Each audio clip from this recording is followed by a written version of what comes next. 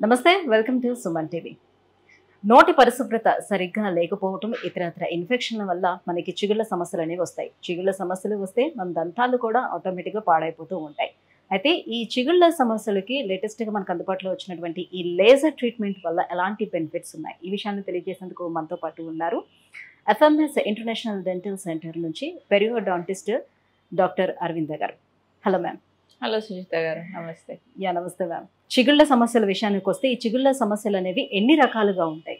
కామన్గా వచ్చే ప్రాబ్లం ఏంటంటే చిగురు ఇన్ఫెక్షన్, జింజివైటిస్, పెరిడాంటైటిస్ అంటాం. జింజివైటిస్లో చిగురు నుంచి రక్తం రావడం, చిగురు వాపులు, చిగురు ఎర్రబట్టడం, తర్వాత అది ట్రీట్ చేసుకోకపోతే అది ఇంకా సివియర్ అయిపోయి పెరిడాంటైటిస్కి వెళ్తుంది. పెరిడాంటైటిస్లో పేషెంట్కి పళ్ళ మధ్య గ్యాప్స్, తర్వాత పళ్ళు కదలడం, సెన్సిటివిటీ, నోటి దుర్వాసన అండ్ అల్టిమేట్లీ పళ్ళు కోల్పోవడం అనే ప్రాబ్లం ఉంటుంది. ఈ కామన్ ప్రాబ్లమ్సే కాకుండా ఇతర చిగురు సమస్యలు ఏంటంటే పెరికోర్నైటిస్ అంటాం. అంటే ఇప్పుడు ఏదైనా కొత్త పన్ను నోట్లోకి వస్తున్నప్పుడు చిగురు అడ్డు ఉండి దాని కింద ఇన్ఫెక్షన్ ఫామ్ అవ్వడం, అలాంటి ఇబ్బందులు ఉంటాయి. ఒక్కొక్కసారి టంగ్ టై అనే ప్రాబ్లం ఉంటుంది. అంటే పిల్లల్లో చూస్తాం ఇది. టంగ్కి మరియు చిగురుకి కనెక్షన్స్ ఉంటాయి అన్నమాట. దానివల్ల ఏంటంటే నాలుక సరిగా ఎక్స్టెండ్ చేయలేకపోవడము, మాటలు సరిగ్గా రాకపోవడం, ఫ్రీనమ్స్ అని ఉంటాయి. టంగ్కే కాకుండా అవి పెదవికి కూడా అటాచ్ అయి ఉంటాయి. ఇంకోటి ఏంటంటే ఒక్కొక్కసారి బినైన్ గ్రోత్స్, అంటే చిగురు గడ్డల్లాగా అలా ఏర్పడుతుంటే ఎస్పెషలీ ప్రెగ్నెన్సీలో చూస్తాం అన్నమాట ఇది.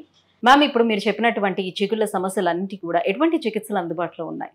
చిగురు ఇన్ఫెక్షన్ అయితే జింజివైటిస్, పెరిడాంటైటిస్ అని అన్నాం కదా, వాటికి ఫస్ట్ క్లీనింగ్తో స్టార్ట్ చేస్తాము. ఒకవేళ పెరిడాంటైటిస్ అయితే ఓన్లీ క్లీనింగ్ సరిపోదు. అలాంటి కేసెస్లో లేజర్ ట్రీట్మెంట్స్, ఒక్కొక్కసారి ఫ్లాప్ సర్జరీ, బోన్ గ్రాఫ్టింగ్ అవి చేస్తాం. మిగతా సమస్యలు అంటే పెరికోర్నైటిస్, కొత్తగా వస్తున్న పన్నుకి ఏమైనా అడ్డుగా ఉంటే చిగురు, లేదా ఇట్లా ఫైబ్రస్ బ్యాండ్స్, ఫ్రీనమ్స్ అన్నాం కదా, అలాంటివి, లేదా చిగురు వాపులు అలాంటివి ఉంటే సర్జికల్గా కానీ లేజర్తో కానీ అవి తొలగించాల్సి వస్తుంది. అంటే కొంతమందికి చిగురు అనేది ఎక్కువగా కనిపిస్తూ ఉంటుంది అండ్ మోర్ ఓవర్ అది చాలా బ్లాకిష్గా కూడా ఉంటుంది. ఎందుకు అలా అయిపోతుంది వాళ్ళకి? అంటే మన ఇండియన్స్లో ఇప్పుడు మన స్కిన్ కలర్ మెలనిన్ మనం యూజువలీ డార్కర్ వేరే వాళ్ళతో కంపేర్ చేసుకుంటే అది జస్ట్ ఫిజియోలాజిక్, అదేం డిసీజ్ ఏం కాదు. మెలనిన్ అనే పిగ్మెంట్ వల్ల మనకి అలా నల్లగా కనిపిస్తాయి. అయితే అది మన ఫేస్ స్కిన్తో మ్యాచ్ అవ్వకపోతే కొంచెం ఆడ్గా కనిపిస్తుంది, అప్పుడు కరెక్ట్ చేయాల్సి వస్తుంది.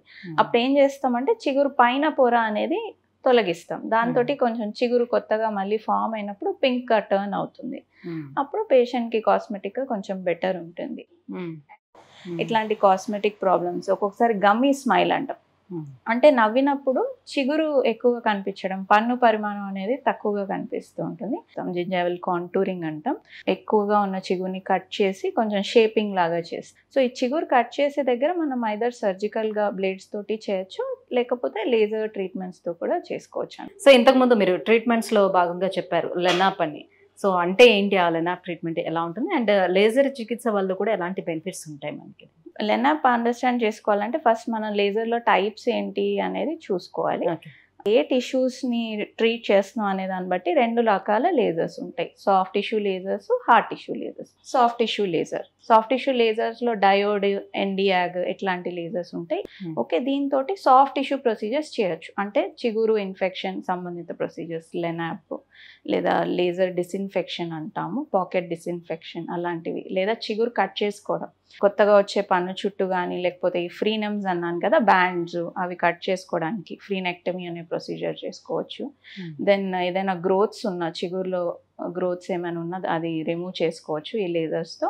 కొత్తగా ఏంటంటే ఇది హీలింగ్లో కూడా తోడ్పడుతుంది కాబట్టి లో లెవెల్ లేజర్ థెరపీ అని చేస్తున్నాం అనమాట. ఇప్పుడు నోటి పూత అంటాం, అల్సర్స్ లాగా వస్తుంటాయి, అవి ఫ్రీక్వెంట్గా వస్తుంటాయి కొంతమంది పేషెంట్స్లో. సో వాళ్ళకి ఈ లేజర్ తోటి హీలింగ్ మంచిగా అవ్వడానికి తోడ్పడుతుంది అనమాట, వాళ్ళకి అప్లై చేస్తుంటాం. అండ్ లెనాప్ గురించి అడిగారు. ఇది ఏంటంటే దీని స్పెషాలిటీ, ఇది ఫ్లాప్ సర్జరీకి ఆల్టర్నేటివ్. ఫ్లాప్ సర్జరీ యూజువల్గా పెరిడాంటైటిస్ ఉంటే ఒక సర్జికల్ ప్రొసీజర్ అది. దాంట్లో ఏం చేస్తాం, చిగురు పన్ను నుంచి పక్కకు జరిపి లోపల ఇన్ఫెక్షన్ అంతా క్లీన్ చేసి కుట్లేస్తాం. ఇది ఒక క్లోజ్ ప్రొసీజర్, అంటే మనం చిగురు ఓపెన్ చేయము, దీంట్లో లేజర్ అనేది 2 times పాస్ చేస్తాం. ఫస్ట్ టైం పాస్ చేసినప్పుడు ఏంటంటే చిగురు లోపల భాగంలో ఇన్ఫెక్షన్ వల్ల టిష్యూ అంతా మారిపోయి ఉంటుంది, పాకెట్ లైనింగ్ అంటాం, అదంతా రిమూవ్ చేస్తాం. సో దాంతో ఉన్న బ్యాక్టీరియా, టాక్సిన్స్ అన్నీ కూడా తొలగిపోతాయి. తర్వాత రూట్ సర్ఫేస్ అంటే వేరు భాగంలో గార, పాచి అంతా ఉంటుంది. దాన్ని హ్యాండ్ ఇన్స్ట్రుమెంట్స్ ఉంటాయి, క్యూరెట్స్ లేదా అల్ట్రాసోనిక్ మెషిన్ తోటి రూట్ సర్ఫేస్ అనేది క్లీన్ చేసుకుంటాం. సో చిగురు క్లీన్ అయిపోయింది, వేరు క్లీన్ అయిపోయాక సెకండ్ టైం ఈ లేజర్ అనేది పాస్ చేస్తాం. అప్పుడు ఏమవుతుందంటే ఇంకేమైనా బ్యాక్టీరియా ఉంటే అవి కూడా తొలగిపోతాయి లేజర్ లైట్ వల్ల. అండ్ హీలింగ్ మంచిగా అవుతుంది. బ్లడ్ క్లాట్ అనేది స్టెబిలైజ్ అయిపోతుంది ఆ ఏరియాలో, ఇంకా బ్లీడింగ్ ఏమి ఉండదు పేషెంట్కి, అండ్ హీలింగ్కి కూడా తోడ్పడుతుంది. ఇది హార్ట్ టిష్యూ లేజర్. ఇవేంటంటే పన్ను, ఎముక లాంటి హార్ట్ టిష్యూస్ ట్రీట్ చేయడానికి వాడతాం. అంటే ఇప్పుడు క్యావిటీస్ ఉంటే పుప్పి భాగం అనేది రిమూవ్ చేయడానికి లేజర్స్ వాడచ్చు, లేదా జ్ఞానదంతం ఉంది దాని చుట్టూ ఎముక రిమూవ్ చేయాలి, అలాంటప్పుడు ఇవి వాడతాం. క్రౌన్ లెంథనింగ్స్ అని కూడా చేస్తుంటాం. అంటే ఇప్పుడు ఏదైనా పన్నుకి క్యాప్ పెట్టాలనుకోండి, ఆ స్ట్రక్చర్ సరిగా లేదు, సరిపోదు అనుకుంటే చిగురు ఎముక తొలగిస్తూ ఉంటాం, అలాంటి వాటికి వాడచ్చు. బ్లీచింగ్కి వాడచ్చు. సెన్సిటివిటీ తొలగించడానికి కూడా ఈ హార్ట్ టిష్యూ లేజర్స్ అనేటివి వాడచ్చు.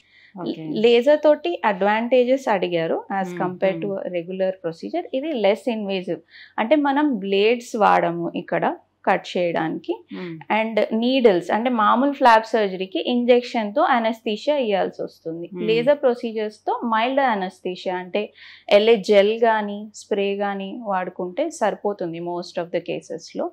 అండ్ సూచర్స్ ఉండవు, కుట్లు ఉండవు, సో మళ్ళీ పేషెంట్ రావాల్సిన అవసరం ఉండదు, హీలింగ్ దానంతది అయిపోతుంది. మళ్ళీ అది హీల్ అవ్వటానికి టైం తీసుకోవటం అలాంటిది ఏమీ ఉండదు. ఇంకా అక్కడ సర్జరీ అనేది ఏం జరగదు కాబట్టి, మనం ఓపెన్ చేయలేదు కాబట్టి ఈజీగా హీల్ అయిపోతూ ఉంటుంది. లేజర్తో ఏంటంటే కట్ చేసినప్పుడే బ్లడ్ క్లాటింగ్ అనేది ఆటోమేటిక్గా జరిగిపోతుంటుంది. ఆ లైట్లో వచ్చే హీట్ వల్ల బ్లడ్ కోఆగులేట్ అయ్యి మీకు బ్లీడింగ్ అనేది ఉండదు. సో బ్లడ్ థిన్నర్స్ తీసుకునే పేషెంట్స్లో లేదా ఏదైనా మెడికలీ కాంప్రమైజ్డ్ పేషెంట్స్ అంటే కార్డియాక్ పేషెంట్స్లో ఎవరిలో అయితే సర్జరీ చేయలేమో వాళ్ళలో ఈ లెనాప్ ప్రొసీజర్ అనేది, లేజర్ ప్రొసీజర్స్ అనేది చేసుకోవడం బెటర్, కన్వీనియంట్ వాళ్ళలో. ఇంకోటి ఏంటంటే ఈ లేజర్ లైట్ వల్ల డిస్ఇన్ఫెక్షన్ అయిపోతుంది, బ్యాక్టీరియా అంతా తొలగిపోతాయి. సో యూజువల్ సర్జికల్ ప్రొసీజర్స్ తర్వాత యాంటీబయాటిక్స్ అవన్నీ ఇస్తుంటాం, లేజర్ ప్రొసీజర్స్ తర్వాత అది కూడా అవసరం ఉండదు. మ్యామ్, లేజర్తో ఎలాంటి బెనిఫిట్స్ ఉన్నాయో చెప్పారు, దీంట్లో ఏమైనా డిసడ్వాంటేజెస్ కూడా ఉన్నాయా? ఈ లెనాప్ తోటి ఒక చిన్న డిసడ్వాంటేజ్ ఏంటంటే ఇప్పుడు సపోజింగ్ మనం బోన్ గ్రాఫ్టింగ్ చేయాలి అంటే ఇది క్లోజ్డ్ ప్రొసీజర్ కదా, సో బోన్ గ్రాఫ్టింగ్ లాంటివి అటెంప్ట్ చేయలేము లేజర్ తోటి. ఒకవేళ పేషెంట్కి బోన్ గ్రాఫ్టింగ్ అవసరం ఉంటే మనం రెగ్యులర్ ఫ్లాప్ సర్జరీకి వెళ్ళాల్సి ఉంటుంది. ఇంకోటి ఏంటంటే ఈ ఎక్విప్మెంట్ కాస్ట్ అనేది కొంచెం ఉంటుంది కాబట్టి మీకు ట్రీట్మెంట్ కొంచెం additional cost as compare to surgical treatment కంటే ఇది హయ్యర్ కాస్ట్ ఉంటుంది. లేజర్ సేఫ్టీ ఒకటి దృష్టిలో పెట్టుకోవాల్సి ఉంటుంది. అంటే యూజువలీ పేషెంట్ వచ్చినప్పుడు ఐ గాగుల్స్ డాక్టర్కి పేషెంట్కి కూడా ప్రొవైడ్ చేస్తాము. ఒక ట్రైన్ లేజర్ స్పెషలిస్ట్ దగ్గరికి వెళ్తే పెద్దగా సైడ్ ఎఫెక్ట్స్ అనేవి ఏమీ ఉండవు మేడం. అండ్ యూజువల్లీ అనస్థీషియా అవసరం లేదు అని ప్రమోట్ చేస్తాం లేజర్ని, బట్ పేషెంట్ కొంచెం పెయిన్ థ్రెషోల్డ్ అనేది డిఫరెంట్గా ఉంటుంది, వాళ్ళు ఎంత బేర్ చేయగలుగుతారు అనేది. సో కొందరు పేషెంట్స్లో అనస్థీషియా కూడా వాడాల్సి ఉంటుంది. So case to case differ అవుతుంది అది. సో ఆఫ్టర్ ట్రీట్మెంట్ తర్వాత వాళ్ళు ఏమైనా ప్రత్యేకించి ప్రికాషన్స్ తీసుకోవాల్సి ఉంటుందా దీనికి? యూజువల్లీ బ్లీడింగ్ ట్రీట్మెంట్ చేసేటప్పుడే ఆగిపోతుంది. So but usually 24 to 48 hours వరకు కొంచెం జాగ్రత్తగా ఉండమని చెప్తాము. అంటే మళ్ళీ బ్లీడింగ్ ఇంట్లో అవ్వకుండా సాఫ్ట్ ఫుడ్స్ తీసుకోవడము, మరీ హాట్ ఫుడ్స్ అవి తీసుకోకపోవడము అవాయిడ్ చేయమంటాం. స్మోకింగ్ ఏమైనా ఉంటే అవాయిడ్ చేయమని చెప్తాము. యూజువల్లీ కొన్ని రోజుల వరకు అంటే 10 to 14 days వరకు సాఫ్ట్ బ్రష్ అది వాడాల్సి ఉంటుంది. అదర్వైజ్ ఇంకా స్పెషల్గా ఏమి ఉండదు మ్యామ్ లేజర్స్ తోటి. Right, thank you so much ma'am. So చిగుళ్ళ సమస్యలకు కారణాలు అట్ ద సేమ్ టైం అందుబాటులోకి వచ్చినటువంటి లేజర్ ట్రీట్మెంట్ గురించి తెలియజేసినందుకు thank you. Thank you Sujitha గారు.